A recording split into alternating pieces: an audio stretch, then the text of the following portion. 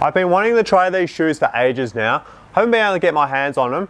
I'm a big fan of Neen Williams, and he's the main man behind designing these shoes. Like I mentioned, couldn't get my hands on these because I couldn't find them in skate shops anywhere in Australia. Well, they're not in any skate shop in Australia. I had to get these through the distros, or the distribution company that brings Footprint Insoles into Australia, and luckily they had some of these in stock on their website. Hey guys, welcome back to another video. I hope you're going well.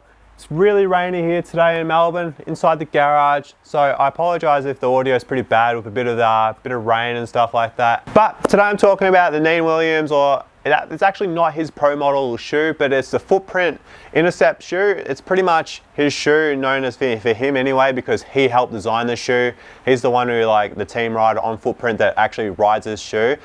So I got the grey colourway. I think they look the cleanest, but mainly because I didn't want that clear outsole on the other models, and they looked a little bit odd. And I wasn't sure on that material as well, because that clear material around the outside, it does look really slick, as in, like, you don't seem to get much traction on there. But even these solid ones looked and felt that little slick out of the box, but after breaking in, it actually worked quite well. One of, if not the major feature of this shoe, is its toe cap. It's huge. You can see the difference in materials from normal toe caps and the rest of the shoe. And just like, as I said, normal toe caps in general, like, you generally get either a suede or a leather, sometimes canvas, but canvas is pretty crap. But this whole toe cap is like that rubber material, and it's not a smooth roller, because luckily if it was smooth, you'd probably get no grip or traction. It's like this cross-hatched type of rubbery, solid material. It's very durable, to cut that short. I do a lot of ollieing and stuff like that, into ledges, down some random things and that, but like, ollies are my main thing, and there's hardly any damage to report in my ollie area.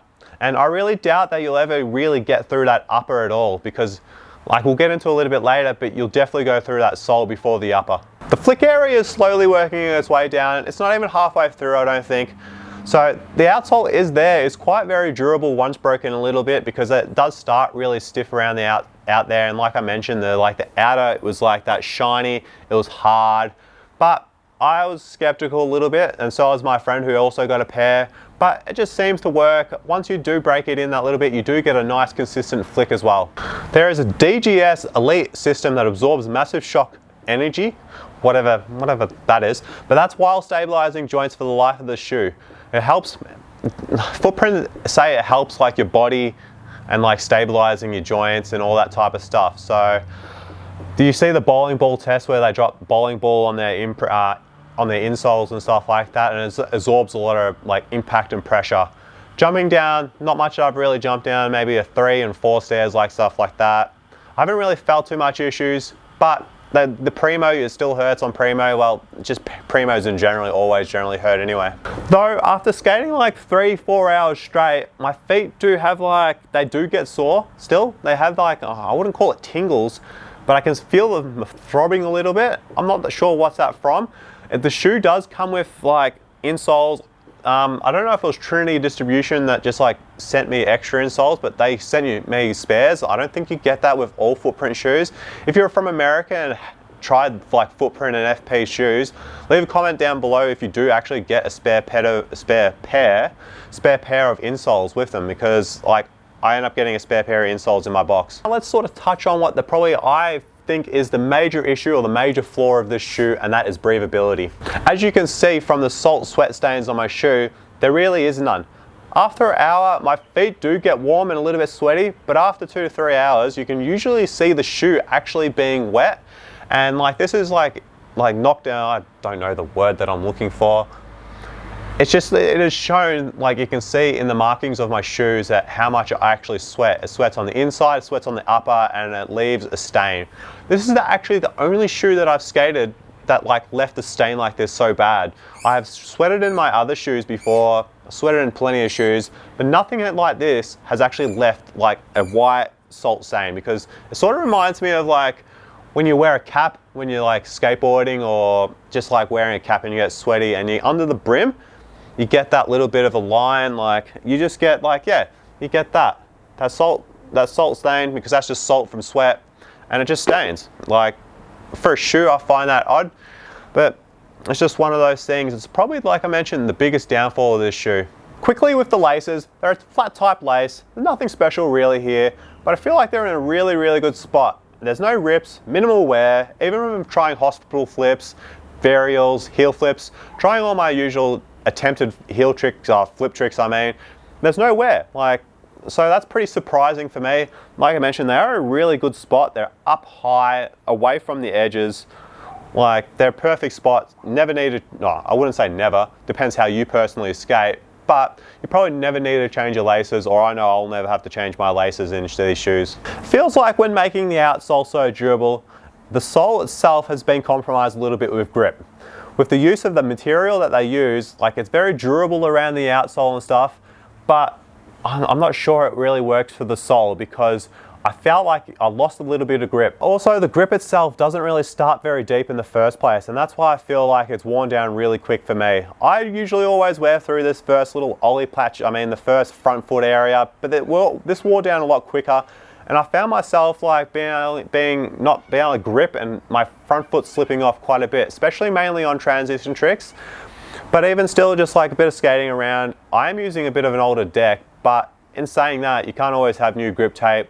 Newer grip tape will probably actually destroy the sole of these shoes a little bit quicker, I reckon. And look, yeah, there's still life in the bottom of the shoe. I probably still will skate these shoes for a little bit, but it is starting to get quite slippery, and especially like I mentioned with an old deck. So it's something that you just have to keep in mind with. Overall, the shoe does look really clean. It wears well, it is comfy. I forgot to mention, it does suit a wider foot as well. I think I've got an 11 here. Yep, 11. I'm an 11 in most things, Vans, Nikes and all that stuff. Fits true to size. It's a wide fitting shoe, as you can sort of see there. So it's got that wide footprint. I had no issues with the shoe in fit wise like that. Once broken in, very comfortable shoe. I forgot to mention also, it comes with these little the heel savers. These heel savers here.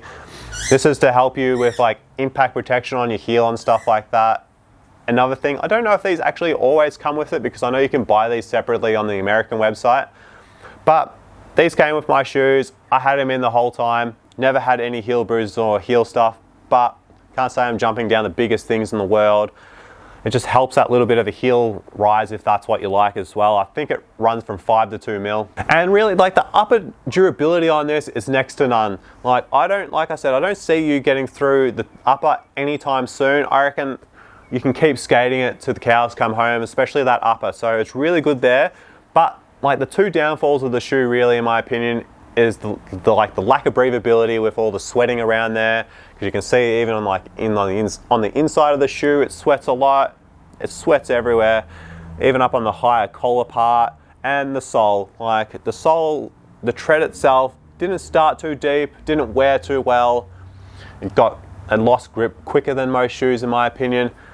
That could be just me, but for your flipping and your flick area, that's very durable too. That outsole there, maybe it's something in the component of the rubber.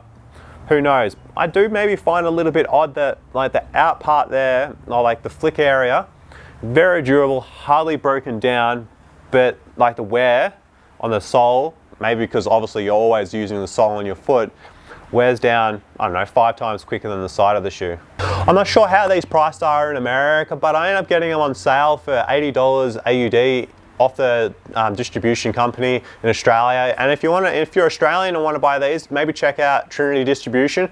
I'll leave their website in the comments below, in the description below. I keep making that mistake. But check it out there because I think they still got the shoes on special, and they got the Jaws shoe as well. It's the only place in Australia that I can find their stuff. It's weird because some skate shops in Australia will stock the FP Insoles and stuff like that, but they just really don't go to the effort getting the shoes, which I'm not sure. I don't know. Have you guys anyone skated the FP shoes, any of their range? Because I think they're actually coming out with more of a range of shoe. I'm just not really hearing many people talk about them, so maybe that's why people aren't bringing in with the skate shops in Australia, because they might not be known or that good. So I'd love to hear everyone's thoughts in the comments. And while you're down in the comments, make sure to hit that like button if you're enjoying the video. Subscribe if you're not already. It helps out myself and the channel just grow and reach more people. One thing I did actually forget to mention, I skated these shoes for about 4 to 5 weeks, I'm pretty sure. So I've really had a solid durability test on them. I've been skating 2, maybe up to 3 times a week of late as well. So that's actually pretty good for me. But as usual, guys, I hope you enjoyed the video. Make sure you do all those YouTube things. Leave a comment below if you skated the shoes and what you think about them. And I'll catch you guys in a new video soon. Peace.